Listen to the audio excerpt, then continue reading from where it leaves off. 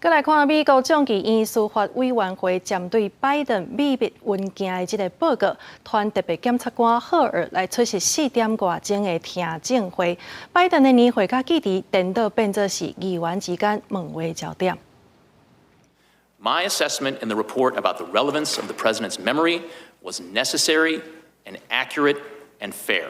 司法部特别检察官赫尔昨日出现众议院司法委员会就拜登文件问的特检报告所举行的听证会，赫尔完成宣誓，一坐定开喙就说明伊的工作是要判断拜登敢是调工保留，还是公布国防资讯。伊迄当时的记忆甲整体精神状态拢真重要，所以报告中才会出现善意记忆差的老人这句形容。也毋过民主共和两党议员却将大概4点外钟的听证会变作总统大选。You understood when you made that decision, didn't you, Mr. Hur, that you would ignite a political firestorm with that language, didn't you? Congressman, politics played no part whatsoever in my investigative steps. But you understood nevertheless, the words didn't you, that I put in my report. Mr. Hur, you cannot tell me you're so naive as to think your words would not have created a political firestorm.